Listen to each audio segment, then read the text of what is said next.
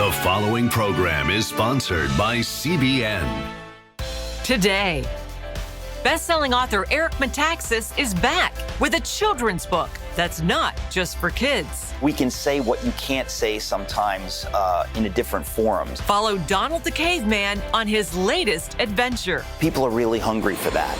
Then, live with the A's from the Moneyball A's, the Cy Young winner who signed one of the biggest contracts in the sport until life threw him a curveball. Hear the rise, fall, and resurrection of All-Star Barry Zito on today's 700 Club.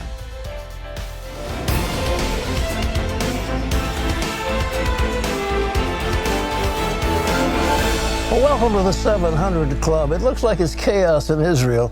A second election, a done deal, still up in the air. Who will lead the country? Israel's president is now facing a monumental decision. So what happens next? Chris Mitchell has the details from Jerusalem.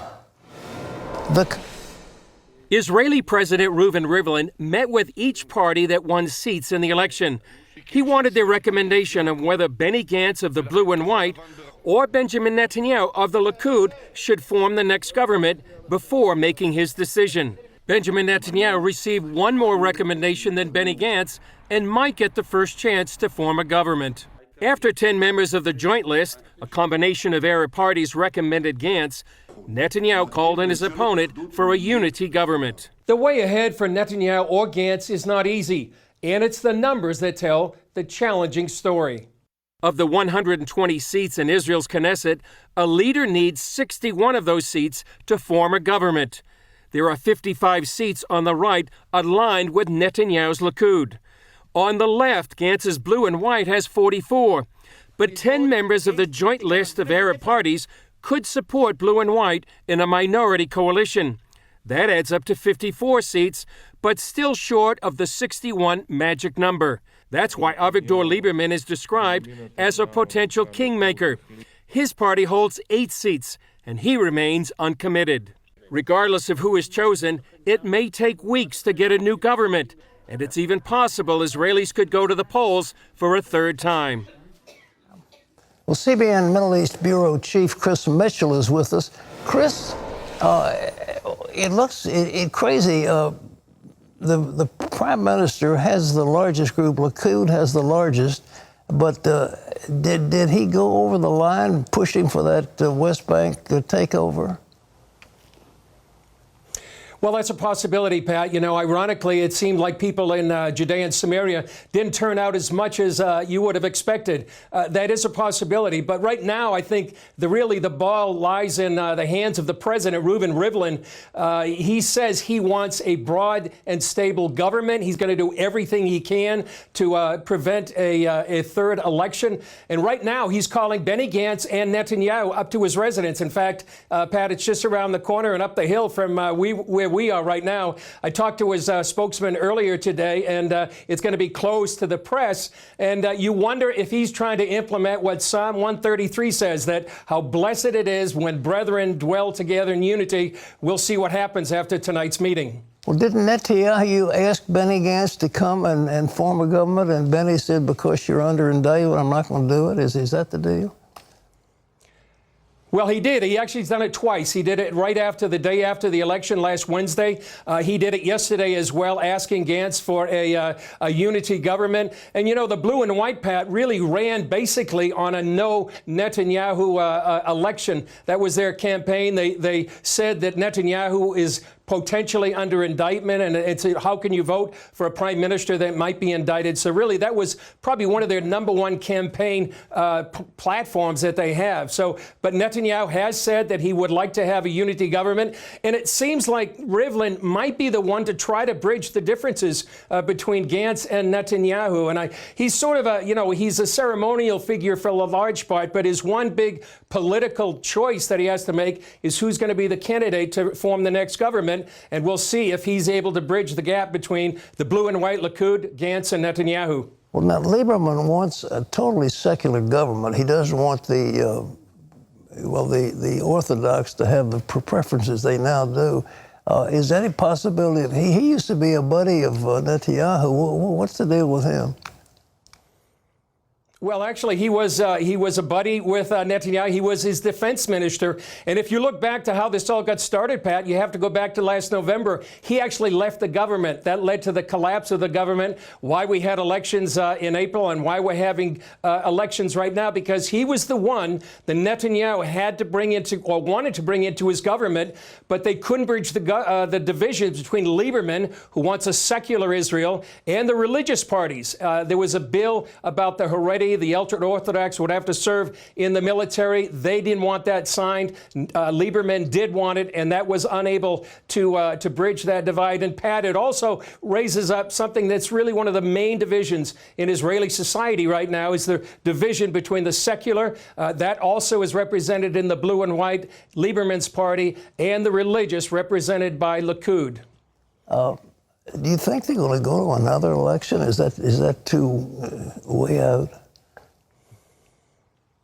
Well, it's not out of the realm of possibility. If Rivlin can't bridge the divide between Benny Gantz and Netanyahu, there is a possibility that could happen. And but we'll see. Israelis don't have an appetite for that right now. The Israelis I talk to really have an appetite for the possibility of some sort of unity government. And Pat, I just wanted to add this one thing. I talked to an Israeli friend of mine this morning, and he's a dry cleaner, and he said, "This is so complicated. How do you explain this to Americans?"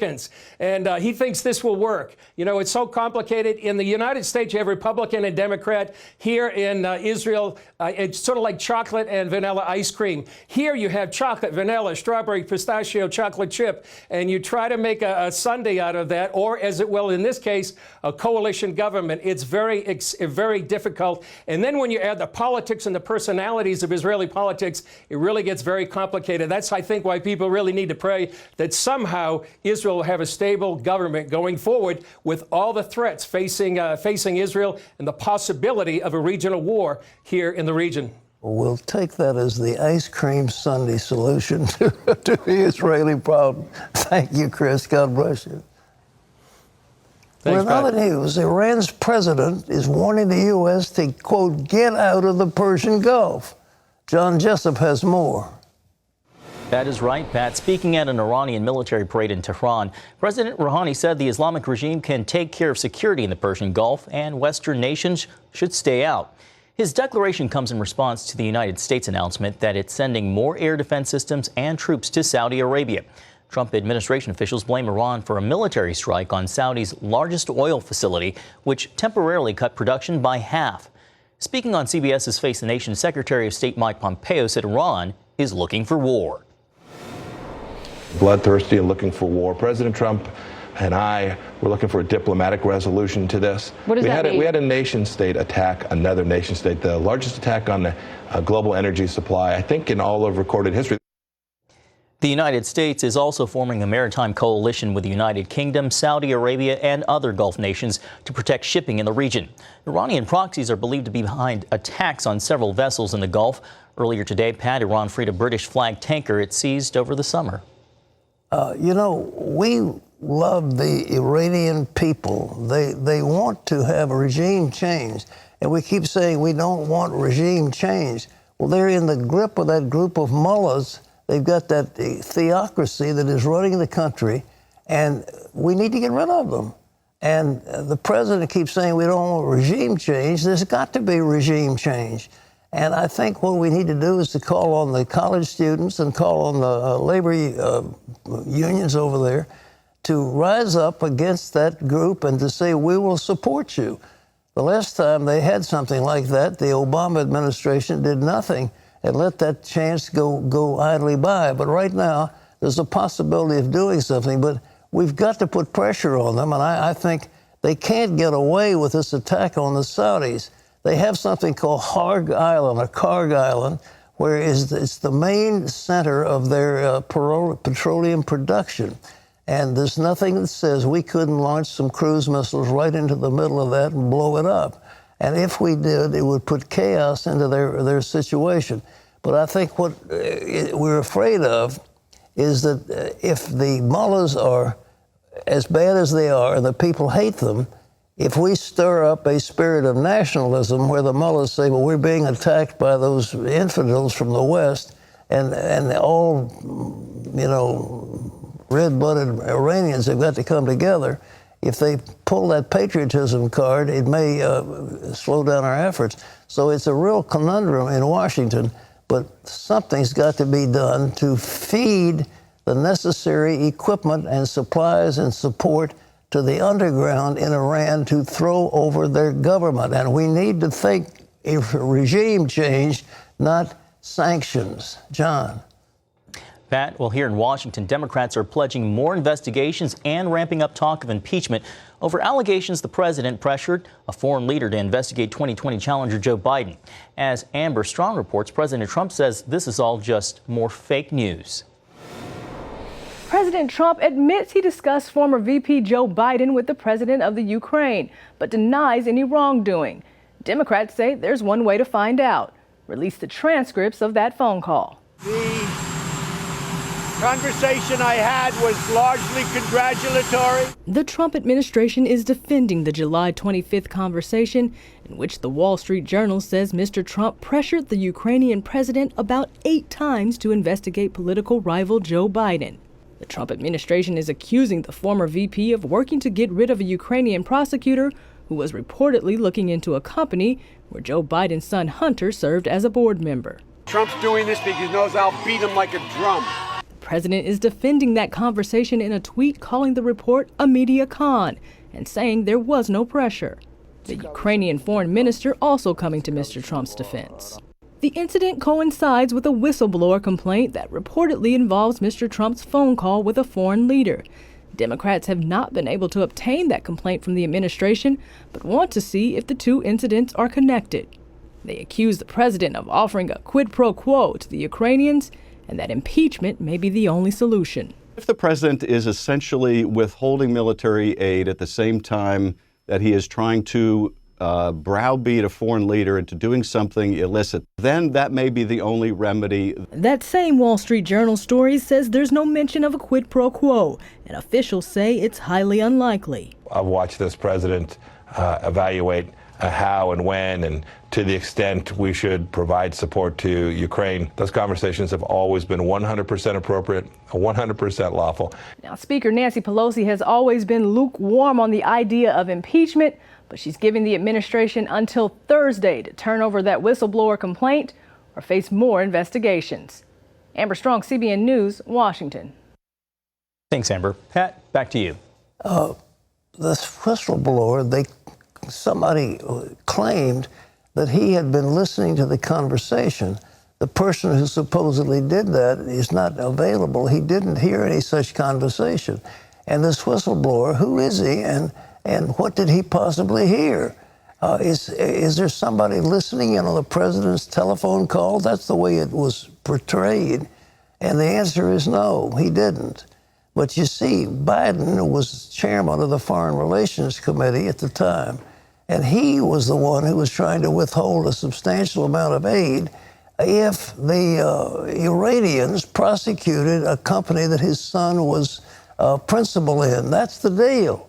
And so Trump had every right to say, I want to find out if Joe Biden is trying to benefit his son as chairman of the Senate Foreign Relations Committee or as Secretary of State and so forth. That's the whole deal. And this so-called whistleblower, who's going to blow the whistle on a telephone call that he didn't listen to?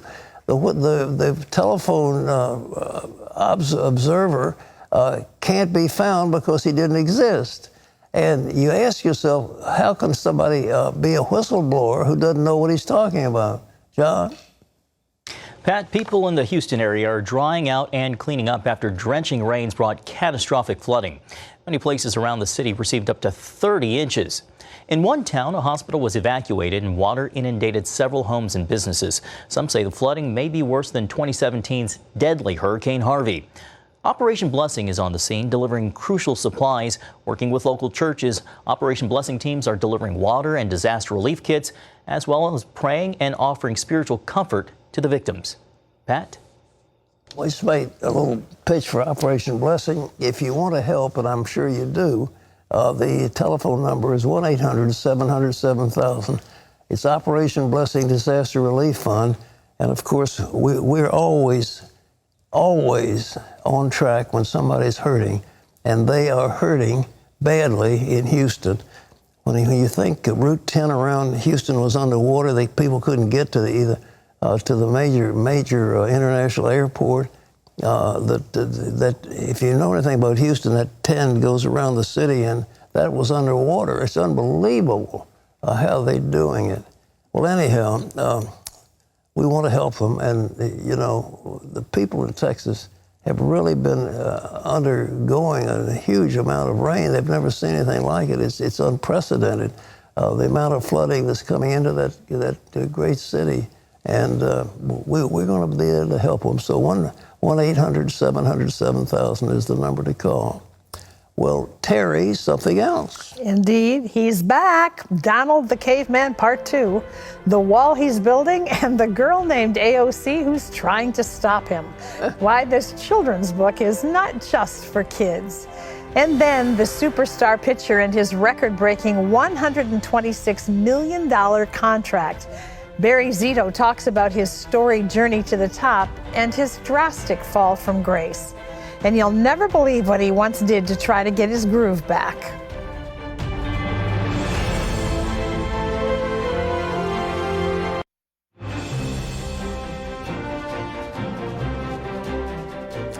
First, he drained a swamp. Now he's building a wall. The president? No, Donald the Caveman, a cartoon character from a children's book. But it's not just for kids. Donald builds the wall. Jennifer Wishon sat down with author Eric Metaxas to talk about what's bound to be his next bestseller. Here's Jennifer. Donald the Caveman is back with a new adventure. Yes, he is. What's he up to? It's kind of funny, the Donald the Caveman thing. It's kind of taken off. It's a fun idea because you think of this president as he's kind of a caveman. He just does stuff. Donald Builds the Wall is the second in a series of books about Donald the Caveman, written by Metaxas and illustrated by Tim Raglan. It's intended as a children's book with lots of humor for adults. There's an angry little girl who looks a little bit like AOC. That could be coincidence. There's an angry, crazy old man who looks a little bit like a guy named Bernie. It's really comedy. You may catch some heat for calling the character who looks a lot like AOC a little girl. I hope we do. I hope we do. When this character discovers that they've invented fire and they're cooking their food, she goes, that can't be healthy. We should eat raw food. And smoke is really bad. It's really toxic. And so she comes up with this idea called the Green Raw Deal. And it's about raw food. And people say, but I don't understand, why is it green? She goes, because it's going to cost a ton of money. In his first Donald the Caveman book, Donald digs a ditch to drain the swamp of some creatures you may recognize, which sets up his latest book. What happens is prosperity kind of explodes, and so they start, inventing things. They invent fire, right? These are cave people. They invent fire and all this different stuff. Bluebirds tweet about all the good things happening in the new land of the free. Lots and lots of people come, and it's great, but then some people come who don't understand freedom and who aren't really fans of the idea of freedom. Like a vicious gang, the cave people are eager to kick out of their land. The MSNBC 13 gang, they are very, very vicious, and they have to make sure that they get them out. So Donald the Caveman builds, you guessed it, a giant wall with a big, beautiful door. You close the book by saying, after that, if someone wanted to come into the land of the free, that person would knock on the gate, someone would check them out, and if they were freedom-loving, they would be let in, and if they weren't, they wouldn't. Yeah. It was that simple. Obviously, this is for kids, so you want to make it really simple. But it is kind of that simple, and we've lost sight of the basics of what does it mean. If you want freedom, you have to guard your freedom. You have to make sure that the people who are, part of your nation buy into that idea of what it is to be free. And these are really heavy ideas that are not being done justice in the mainstream media. And we kind of thought in a children's book, in a humor book, we can say what you can't say sometimes in a different forums. Humor, Metaxas says, is often where he turns when he wants to discuss topics he thinks are really important. We caught up with him at Trump International Hotel in Washington. Warts and all, he thinks President Trump is the right man for this moment. I have no doubt that he is the only political leader in our lifetimes who has the will, the courage to do the things that every other politician says, oh, we can't do that, we can't do that, we can't say that. He says, we can say it, we will say it, I'll say it, here it is. People are really hungry for that. Sometimes he can be a little rough around the edges, which is, why I think it's fun to think of him as a caveman. And if he could, he says he'd give every American a copy of this latest book. Because I thought when I really understood, finally, the link between faith and freedom, it's not just a rah-rah, people who love faith, love freedom. No, the two are inextricably intertwined. And if we don't teach this to a new generation of people, it goes away. America really is an idea. If you buy into these ideas and you want to govern yourself, everything works. But if you stop teaching that to young people and we begin to forget it, it will go away. And despite the heaviness of the many issues facing America today, I think we need to laugh more than we're laughing. Like, everybody's gotten serious and offended about everything, and I do think we have to have some fun. And if you read his book, you can tell he had fun writing it. Jennifer Wishon, CBN News, Washington. Man, what a character. The book is called Donald Builds the Wall, and you can get it wherever books are sold. I'm sure this thing's going to sell like hotcakes. He's so clever. Isn't that amazing? Mm-hmm. Yeah. Donald the caveman, and who's the lady who doesn't want to build fire because fire is well, it just toxic. Looks like AOC. Yeah, whoever. Anyhow, it's available.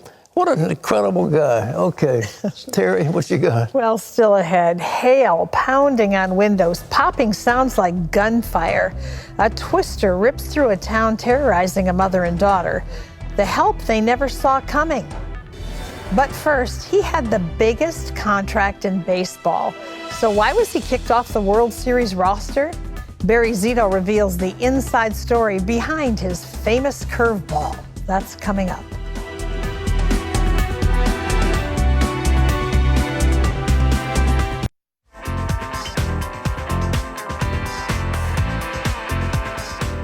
Well, his grip on the ball was unique. That's how Barry Zito's father knew his son was destined for greatness. And he was right. Barry grew up to sign a $126 million contract with the Giants. That's the largest ever given to a pitcher at the time. Take a look. Barry Zito was among Major League Baseball's elite as a Cy Young Award winner. But he was quick to credit his work ethic and perseverance for his rise to the top. Off the field, Barry enjoyed the spoils that came with worldly success. It completed his identity as a baseball player. In 2007, after signing the richest contract ever given to a pitcher, Barry's career began to take a downswing. The Giants advanced to the World Series in 2010, but he was left off the postseason roster due to unreliability on the mound. Fans began to turn on him. In his book, Curveball, Barry recounts the highs and lows of his career and how he finally found peace and true fulfillment after chasing fortune and fame. Please welcome to the 700 Club, Barry Zito. Barry, it's wonderful to have you here. What a great book. Boy, that's an effort, I know, to outline a whole life worth of experience into one book when you've had so many experiences as you have.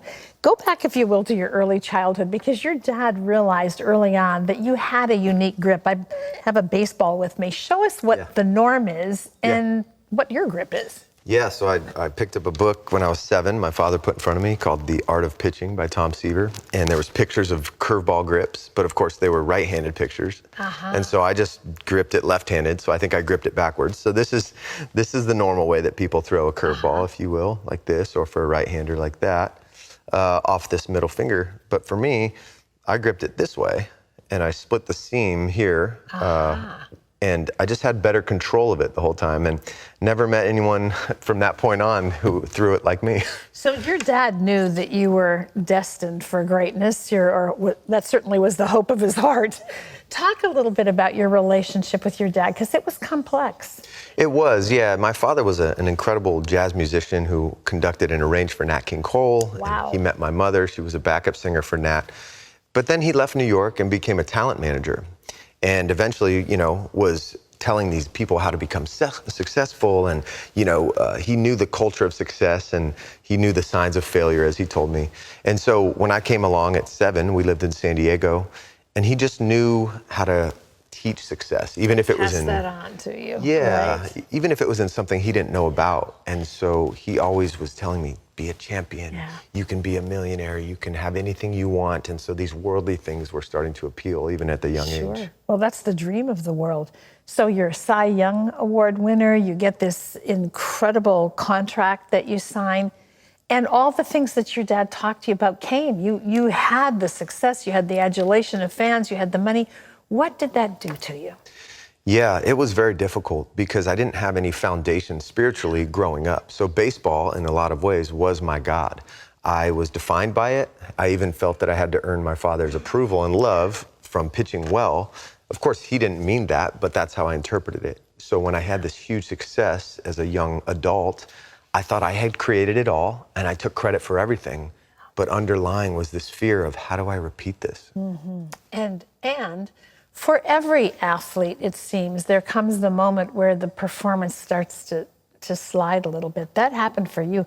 It's amazing to me, in athletics especially, how the crowd that ranted and raved for you one day is booing the next. It's painful to watch that. What is it like to walk through it? It is tough. I think, I took it all very personal and thought they were booing me, like they wanted me to go home and have a hard night's sleep. But, I had an all about me mindset as a kid and growing up, and being told, you're so special, you're different than the rest, which is great short-term gain, but long-term I felt superior to other people, kind of in a subtle way. And so when I had this huge contract and all this attention, I did not know how to shoulder the weight. I was never grateful for any of it. So I was like, this is all because of me, and now I have to figure this out on my own. You took some pretty drastic measures to get your mojo back, if you will. Talk a little bit about the gold bar scenario that you share. So I had many spiritual healers growing up and as an adult, lots of therapists.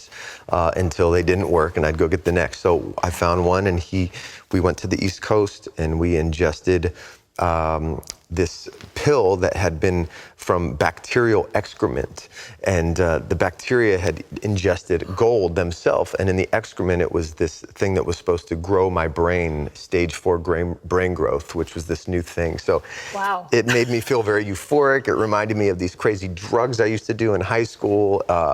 That was just one of the things I tried as I was searching. In 2010, you were left off the World Series roster. That had to hurt. That was the demise of my ego in a lot of ways, and my spiritual paradigm crashing, which I think we all need. We need our spiritual paradigm to crash to really know how solid is this. But yeah, I was making almost $20 million, much more than anyone else on the team, yet I couldn't play. I wasn't good enough. And I watched them win a World Series that I actually got paid to lead them to. Wow. And that kind of was the beginning of the end, but then the beginning really started after that. You're so right about that. Sometimes the thing that has falsely sustained us and held us up has to go away for us to come to the place that you came to. How did you find what you were actually looking for? So I found footing initially after this destructive event in my life. I went home to Los Angeles. No one was calling, no one wanted to hang out like they did for years. And I entered into a 12-step program actually for codependency. I was obsessed with others' opinions of me because I was always defined by my father's opinion. And so step 2 of that was willing to admit there's a power greater than me. And that's something I actually never could say because I was raised in this kind of Eastern, I am my own God kind of thing. Right. So how did you actually find Christ? So my wife, Amber, and I started dating that year, and I heard her praying to a God that was like a friend, like a loving father. And I'd always prayed to a force that was no personality. So that kind of planted the seed. And about 8 months later, I was surrounded with the Barnes & Noble self-help section on the bed, like I was for years. And she said, honey, lock the books up and read this. And she gave me a Bible. Had you ever read it before? No, never read it. Always heard about it. Started attending Bible studies with our chaplain and with the Giants. And about 3 months later, I came to Christ. And after trying probably 10 practices and religions through the years, I finally stopped at the truth. Today, you and Amber are married, you have 2 beautiful kids, and you're pursuing music. I mean, the gift from your dad was actually passed on. It was, yeah. I've been waiting my whole life to go into music, and it's been such a gift to be able to pursue songwriting and production and all these things that I love so much. And your life has changed dramatically. My life has changed, and I'll tell you one thing. God delivered this 2012 World Series after that whole turbulent experience where I got to go pitch in Game 1 of the World Series in San Francisco and lead my team. And it was so funny because I said how I wanted to always, but it's funny because I stopped needing the redemption of the world. Yeah. And wouldn't you know, I finally got it.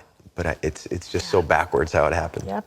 It's an amazing story, folks. We are just skimming the surface. There's so much more to it. It's all right here in his book, just released last week, by the way, Curveball.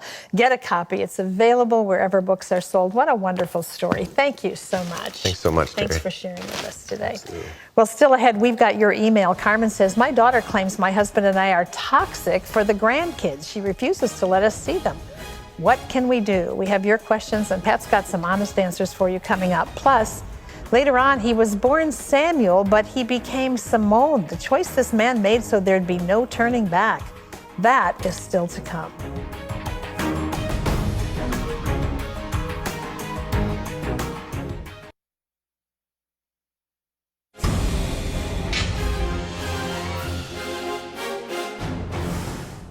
Welcome back to Washington for this CBN News break. President Trump is at the United Nations today for a 3-day meeting of the UN General Assembly. The centerpiece of this year's schedule is a session today on climate change. The president is skipping that and instead plans to speak at a meeting about the global persecution of religious minorities, especially Christians. Well, children in Peru were treated to a big party by CBN Superbook called Festa Kids. It was a 2-day event in Lima where CBN Superbook partnered with Cathedral of Faith Church and featured singing, dancing, and a visit from the character Gizmo. Parents and children also heard a presentation of the gospel message. And CBN gave the church a Sunday school curriculum called Superbook Academy. It uses videos, games, and Superbook characters to teach biblical truths. You can find out more about what CBN is doing around the world by going to cbn.com/international. Pat and Terry will be back right after this.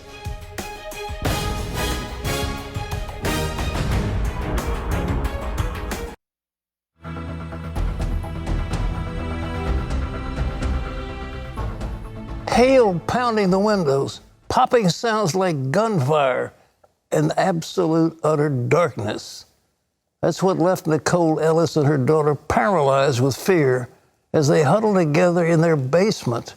A string of deadly tornadoes was ripping through their neighborhood, and all they could do was pray. Nicole Ellis is a single mom who shares a special bond with her daughter, Shiloh. She's the best friend I've ever had. It's like watching myself grow up. Nicole and Shiloh live just outside Dayton, Ohio. They've seen many storms, but one night as Nicole tucked her daughter into bed, something felt different. I heard the hail hitting the window. Right when I went to look, I heard just a crack. The power went out. I told her it's time to get in the basement, and we all ran straight down to the basement. And then it hit. Moments later, one of the many tornadoes that broke out around Dayton tore through Nicole's neighborhood. You could hear the transformers popping. It almost sounded like gunshot, just pop, pop, pop, pop, pop. It was really scary. It's kind of like a movie. It's a lot to take in. But you really didn't know how bad it was until we walked outside after it was over. Destruction was everywhere. Nicole tries to stay strong for her daughter, but it isn't easy. Yesterday, I was having a meltdown. I was talking to her about it. I was trying to explain it, and then she said, but no matter what, every day, you'll have me and I love you, to the moon and back. I was so proud of her. The love Nicole and her daughter share will get them through this, but they still had a yard filled with downed trees. I've never in my 45 years been through anything like this. That's when volunteers from Operation Blessing showed up in their neighborhood. They're just here to help, and it's been an absolute blessing. I'm so thankful for you guys. You guys are picking up trees, you're picking up all the debris, and I'm so happy. It made me tingle inside because you're just a group of people here to help. And I've just felt nothing but joy all day. I thank everybody who has ever donated to Operation Blessing. Anything that you can do makes the biggest impact in so many people's lives. It's ginormous, and I'm so thankful. Ginormous, and I'm so thankful. Folks, Operation Blessing has been here for a long time. I started it with just a little 3x5 group of cards.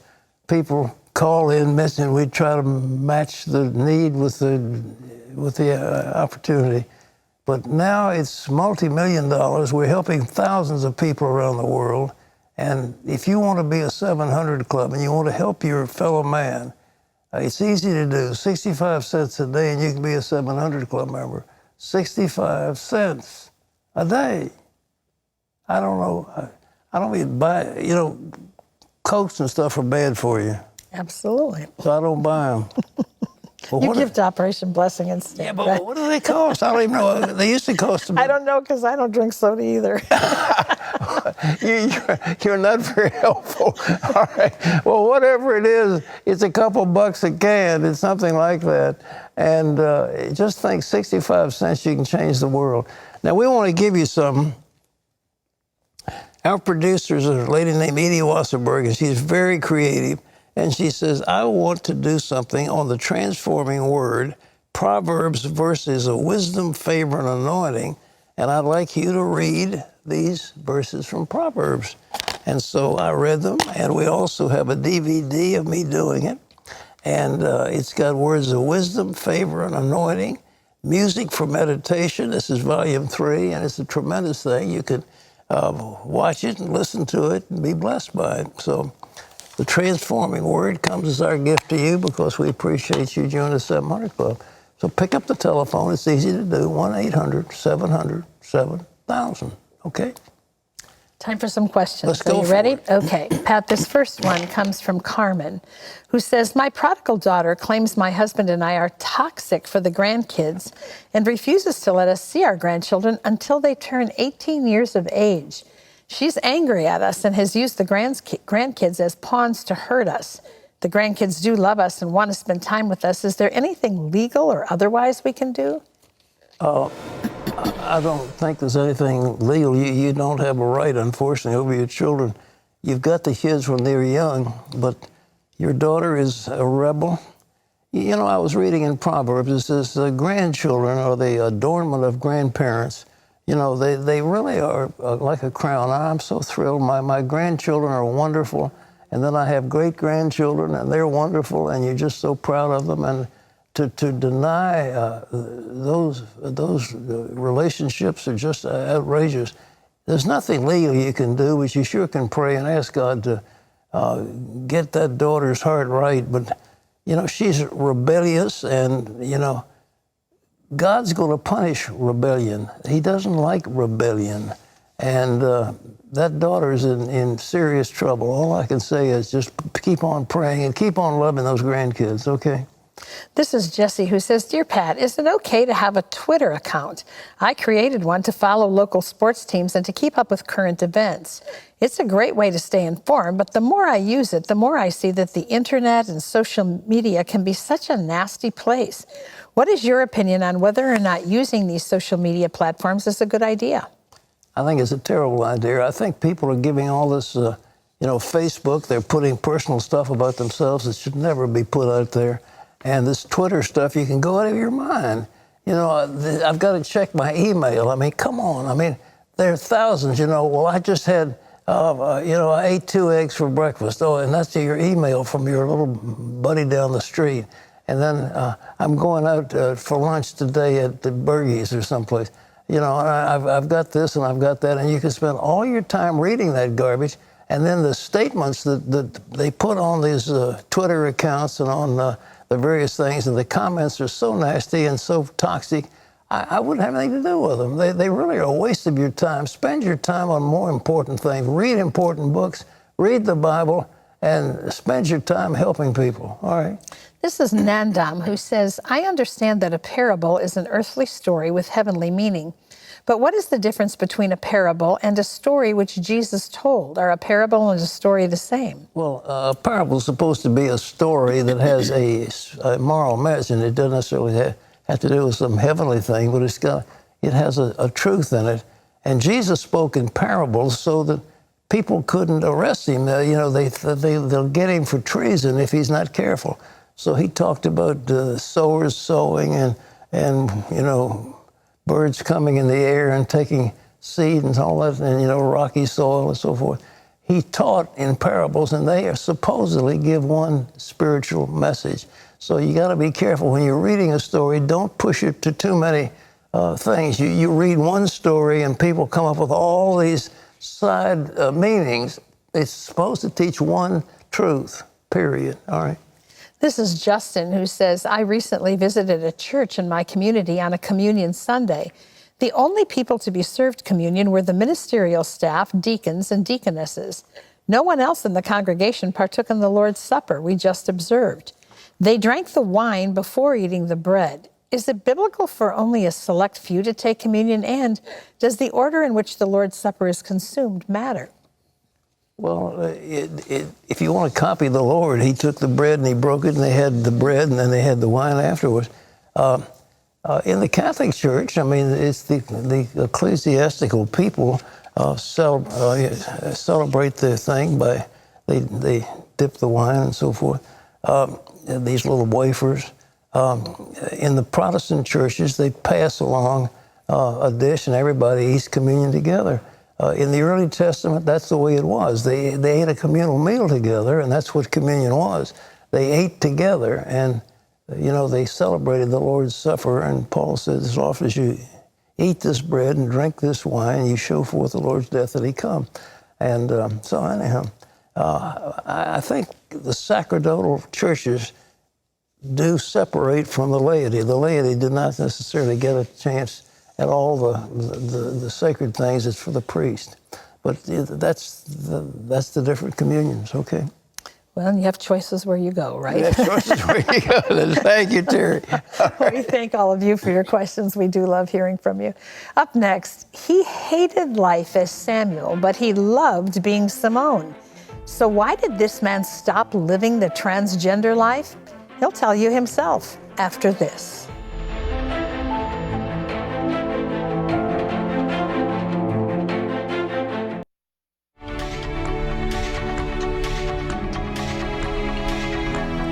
Samuel Jordan craved the attention he got when he became living as a woman named Simone. He wanted to seal the deal of his new identity by having breast implant surgery. He thought there'd be no going back. But there was one thing he never saw coming. I felt beautiful. I felt attractive.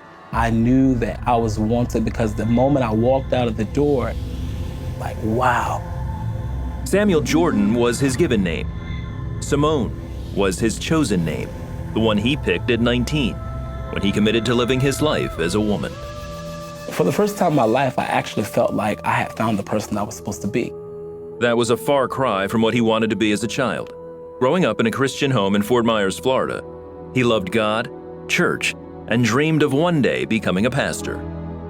All that changed when at 8 years old, Samuel was sexually abused by a friend's family member. He started saying things like, we're just acting, I'm gonna be the man, you're gonna be the woman. The innocence that I carried, this little boy that loved Jesus, I really felt like that was snatched away from me. As the abuse became a normal occurrence, he started to enjoy and seek out the compliments. I was good at it. Even though it was so wrong, it was like, well, maybe this is what I'm supposed to do. Samuel never told his parents. Soon he was exploring homosexuality with friends, and by 14 was actively pursuing gay relationships. But at church, guilt and shame filled his heart. And I asked God, whatever this feeling is, I need you to take this out. And it seemed like every time I prayed it, nothing really changed. He kept his secret well. until his mother discovered explicit notes from a male classmate in his backpack. My relationship with her at that moment took a shift. She told me, if this is how you're gonna live, I can't talk to you. And I love my mom. I loved her, and I know she loved me because she tried for years to have a child. So I was like her blessing, but I became her curse. And so the child that she couldn't wait to look at, she no longer could look at me. Samuel stopped his promiscuous lifestyle, hoping to make amends with his mom. But that time never came. 2 years later, she died from cancer during his sophomore year in high school. His father also left to move in with another woman. I felt like that last piece of me had left the earth. There was a hollowness that was in my heart. Samuel was gone. Now in college, Samuel turned away from God and found his full identity in the gay community.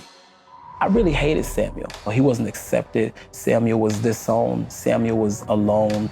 So when I finally saw a lifestyle and find a sense of belonging, I went after it.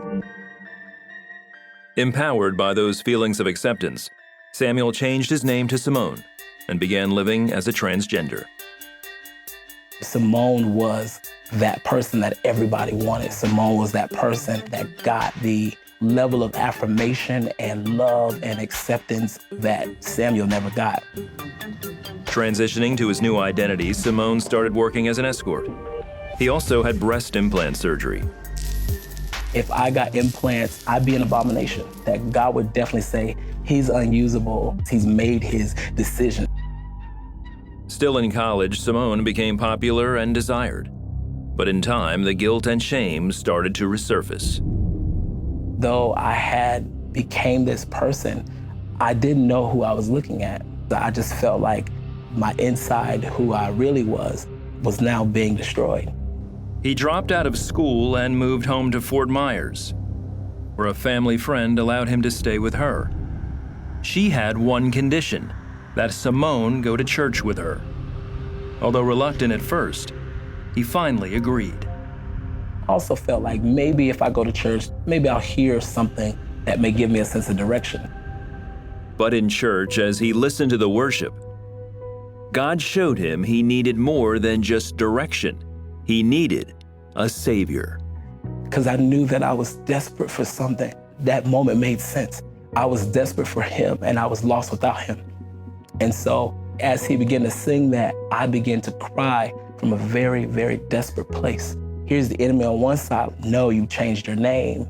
You have implants. You're a whole nother person. You can't go back to this person. And on the other side, I felt like God was telling me that I'm desperate for you too.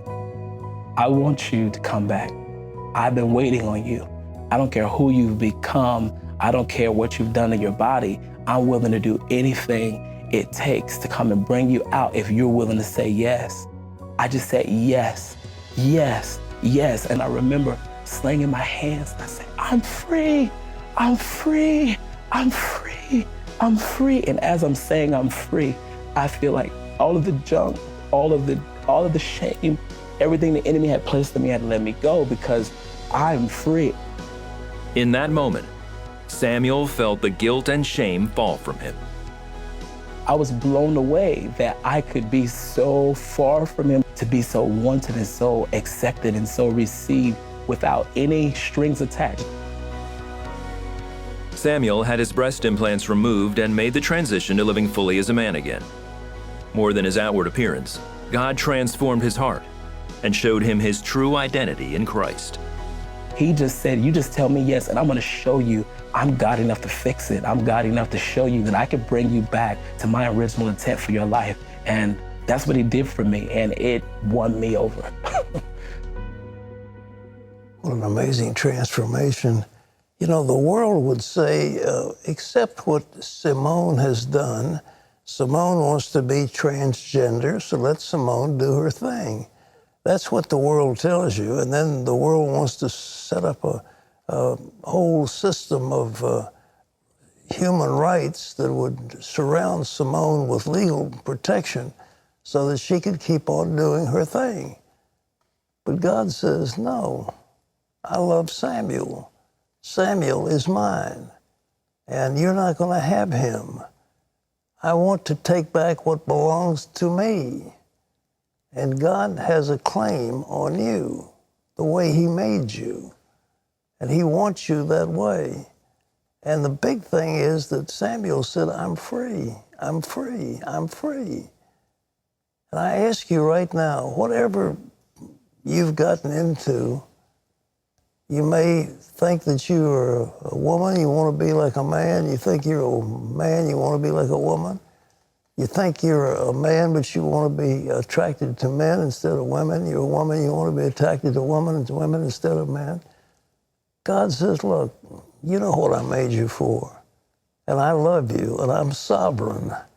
And you belong to me. You are mine. And God says, I've got a claim on you, and I'm not going to give you up to the devil. I know that the world wants to take you away. The world wants to surround you and put laws in your favor and make it, whatever you're doing, seem to be right. But God says, I have first priority in your life. You are mine. That's the idea. Now, for some of you right now, you're questioning, I want you to pray with me right now. Lord, pray with me these words, Lord, I acknowledge your claim over my life. You made me, you formed me, and I confess that I am yours from this moment on. Thank you, Lord. Thank you. Well, today's Power Minute is from 2 Corinthians. If anyone is in Christ, he's a new creation. Old things have passed away. Behold, all things have become new. That's all the time we've got. Thank you so much for being with us. For Terry and all of us, this is Pat Robertson. Lord willing, we'll see you tomorrow. Bye-bye.